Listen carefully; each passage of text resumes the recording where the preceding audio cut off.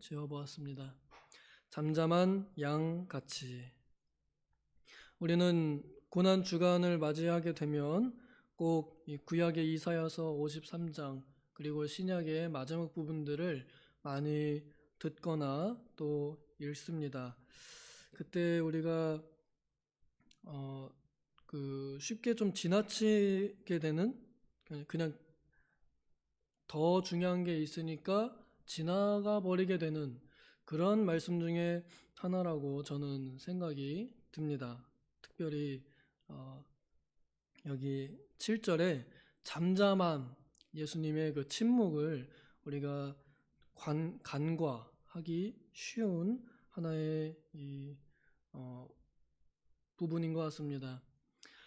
구약의 이 성구는 신약에 예수님께서 직접 몸으로 사람의 몸을 입고 오셔서 자기의 백성을 대신하여 산자의 땅에서 끊어짐으로 죽으셔서 그 백성들의 죄를 대신 짊어지시고 그 백성들의 의를 입혀주신 사건을 미리 예언한 말씀이며, 이 말씀이 실제로 예수님께서 죽으심으로 성취가 된 하나님의 진리의 말씀입니다.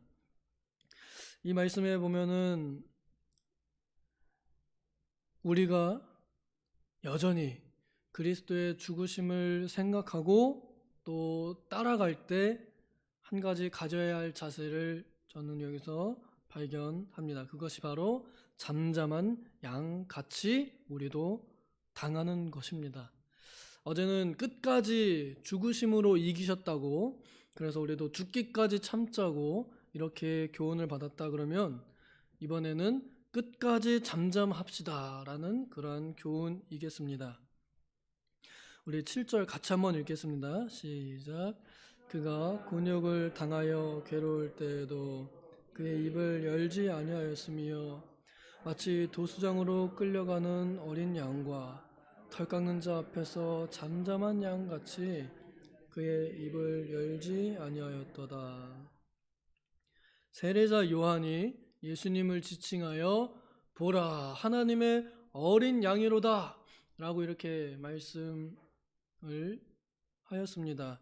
그리고 참으로 하나님의 어린 양으로서 단번에 속죄하시는 어린 양으로서 6월절에 직접 잡혀시고 끌려가셔서 죽으셨습니다.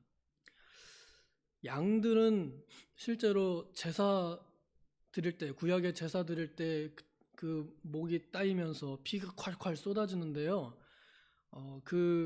이 성막 체험하는 그런 이 구약 체험하는 그런 곳에 가서 설명을 들어보면 양들은 그렇게 죽을 때에도 아무런 소리 없이 그냥 죽는답니다.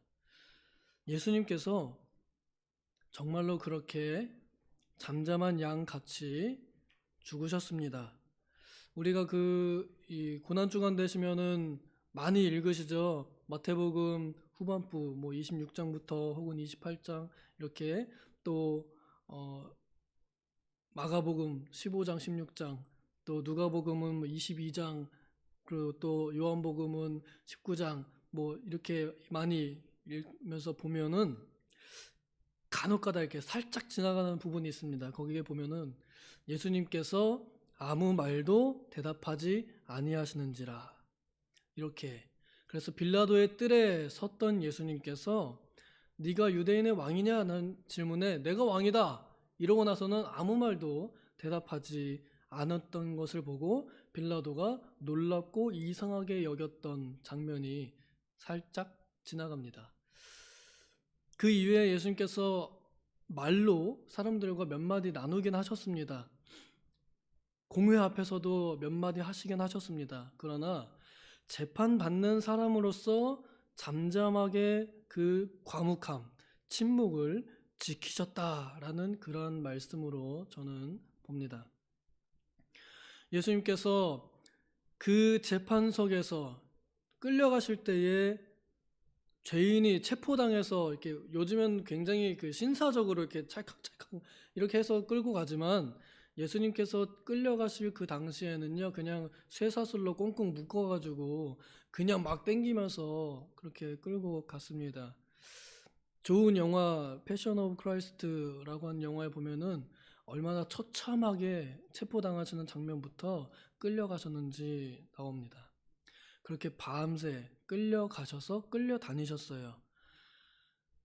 대제사장의 뜰에 끌려가시고 또 그 공회 앞에서 사람들이 온갖 말로 모독도 하고 모욕도 하면서 놀리기도 하고 조롱하기도 하고, 이 사람한테 끌려갔다가 저 사람한테 끌려갔다가 안나스한테 갔다가 가야바한테 갔다가 빌라도한테 갔다가 헤롯한테 갔다가 다시 빌라도 앞에 섰을 때, 그때가 아마 지금 이 시간, 이 새벽 이쯤 됐던 것 같습니다. 예수님의 그 잡히시는 날 새벽부터 밤새 내내 예수님은 재판을 받았습니다. 신문을 당하셨습니다. 그것도 많은 사람들의 모함을 받으셨습니다. 사람들의 모함이 서로 일치하지는 않습니다. 하지만 악의적으로 무슨 말이든 지어내서라도 어떻게든 죽이려고 유도신문하면서 네가 하나님의 아들이라 했다며 이러면서 맞아 내가 하나님의 아들이야 라는 이 한마디를 끌어내서 예수님을 신성모독죄로 종교재판소에서 사형에 처하고, 또 실제로 빌라도에게 가서 억지로 사형 선고를 받도록 하였습니다. 그렇게 해서 예수님께서는 그 자리에서, 그 재판석에서 얼마든지 사람의 지혜를 뛰어넘는 하나님이시기 때문에 얼마든지 세상 그 어떤 변호사보다도 훨씬 더 유능하게 변호하실 수도 있고 빠져나가실 수도 있지만, 그렇지만 잠잠하셨습니다. 이것은 마치 십자가에서 끝끝내 내려오실 수도 있지만 죽으셨던 그 마음과 일치합니다. 예수님께서 잠잠한 어린 양같이 끝끝내 돌아가셨고, 또 그 재판석에서도 끝끝내 잠잠함, 과묵함을 지키셨습니다. 저는 이것이 왕적인 침묵이라고 생각이 들어요. 왕들은 절대 권력을 가지고 있죠. 신하들이 아무리 이렇습니까 저렇습니까 라고 해도 왕이 묵묵무다 가만히 있으면은 그건 누구도 건드릴 수 없습니다. 그러한 과묵함이지 않으셨을까? 저는 또 그렇게도 생각해 봅니다. 감히 사람이 어떻게 하나님께 힐문하겠습니까? 거기에 대해서 하나님께서 일일이 다 답변하실 필요가 없고 책임이 없습니다. 하나님께서는 과묵하실 수 있는 권위를 가지셨습니다. 저는 그 심판 때의 피고인석에서 오히려 왕이신 예수님께서 왕적인 침묵으로 자신의 권위를 지키시면서, 그렇지만 또한 하나님의 종으로서, 어린 양으로서 잠잠하게 그 자리를 지키셨던 모습을 상상해 봅니다. 8절 같이 한번 읽겠습니다. 8절 시작.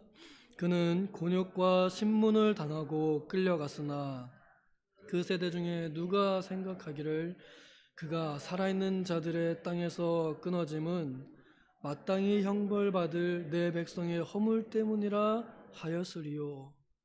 이때 당시 아무도, 예수님께서 재판받으시고 죽으시는 그 당시 아무도 저 사람이 지금 저렇게 죽는 것은 마땅히 형벌받을 내 백성의 죄 때문이라고 생각을 못했다는 것입니다. 실제로 그렇게 생각을 못했기 때문에 예수님께 빵 얻어먹은 사람들이 바로 뒤돌아서 십자가에 못 박으시오 하는 사람들을 선동에 휘둘려가지고 못 박으시오 이렇게 따라갔습니다. 본인들이 받아야 할 죄값인 줄을 생각지 못했고 본인들의 죄인인 줄을 인정하지 않았습니다. 그러면서도 죄인인 그들이 의인인 예수님을 죽여버리게 되었습니다. 예수님께서 죽으심은 바로 그러한 죄인들을 위해서 죽으셨고, 오늘 우리들을 위해서, 우리 죄인들을 위해서, 죄인인 나를 위해서 그렇게 죽으셨습니다. 고린도후서 5장 마지막 절에 보면은 이런 말씀이 있습니다. 하나님께서는 죄를 알지도 못하는 분을 데려다가 죄로 삼으셔서 죄인들을 의인 만드셨다. 이렇게 말씀하셨습니다. 예수님께서 잠잠하시고 그래서 죄인 취급 당하셔서 죽으신 이유는 마땅히 형벌받을 나를 의인 만드시려고 그렇게 잠잠하셨습니다. 그렇다면 우리도 그 예수님의 십자가를 나도 지고 따라가고 내가 그 십자가를 생각한다면 그러면 나도 조금 변명을 줄여야 되지 않을까? 변명이라도 좀 줄이고 나도 좀 더 과묵하게 조금 더 잠잠하게 따라가야 되지 않을까? 사람들이 누군가 나에 대해서 좋지 않은 말을 할 때 그것이 사실이든 사실인 것도 아프죠. 사실이 아니면 더 아프죠. 억울하죠. 그렇지만 그 억울함까지도 참아내며 산자와 죽은 자를 심판하러 오실 그리스도께 내 처사를 맡기는 그러한 자세가 오늘 정말로 그리스도의 고난에 참여하는 것이 아닐까 그런 생각을 해봅니다. 9절 같이 읽겠습니다. 시작. 그는 강포를 행하지 아니하였고 그의 입에 거짓이 없었으나 그의 무덤이 악인들과 함께 있었으며 그가 죽은 후에 부자와 함께 있었도다. 예수님께서 죽으실 당시 십자가가 3개가 세워져 있었죠. 그 중에 예수님께서 가운데 십자가였고 양옆에 흉악한 2 강도가 매달려 있었습니다. 이것은 마치 그 이 죄인 중에 사형수 중에 가운데 있는 죄인이 제일 못된 죄인이다, 제일 흉악한 흉악범이다 라고 이렇게 보일 만하게 느껴집니다. 예수님께서는 강포를 행하지 않으셨습니다. 사람들을 온유하게 대하셨고 그리고 먹여주셨고 고쳐주셨고 일으켜주셨고 살려주셨습니다. 그 어느 것도 강포를 행하지 누구를 때리기를 하거나 말로 상처를 주거나 그런 것 전혀 없으셨습니다.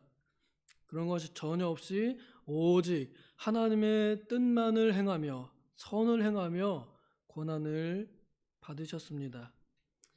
오늘날 우리 그리스도인들이 강포를 행하지 아니하고 강포를 행하지 않는 죄를 짓지 않는다는 것만이 아니라 나쁜 짓을 안 한다는 것만이 아니라 오히려 적극적으로 선을 행하는 하나님의 뜻을 행하는 그러한 삶을 살아야겠습니다. 그것이 하나님 앞에 은혜로운 일, 하나님 보시기에 사랑스러운 일이라고 베드로 사도는 우리에게 권면하였습니다.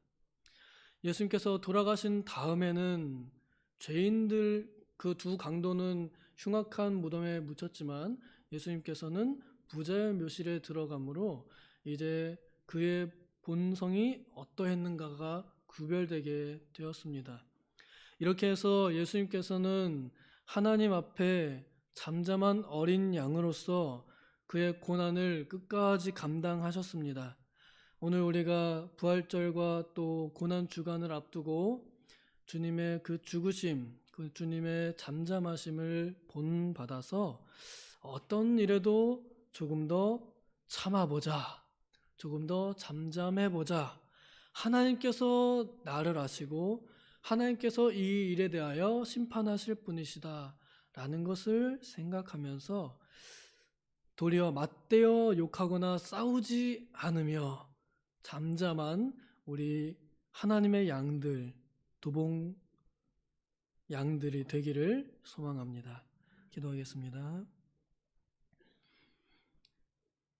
하나님 아버지, 우리의 있는 잠잠한 양들이 되어서 하나님의 보호와 또 주권 아래에서 어떤 일을 만나거나 당하더라도 예수님께서 잠잠하셨던 것 같이 우리도 잠잠하게 우리에게 오는 모든 고난을 감당해내고 또 억울한 일도 하나님께 맡기며 참아낼 수 있는 힘을 주시옵소서. 우리 스스로의 생각이나 능력으로는 불가능하오니 이렇게 끌려가신 예수님을 생각하고 빌라도의 뜰에 선 예수님을 생각해서 그 십자가를 바라봄으로 잠잠할 수 있도록 인도하여 주시옵소서. 감사드리며 예수님의 이름으로 기도하옵나이다.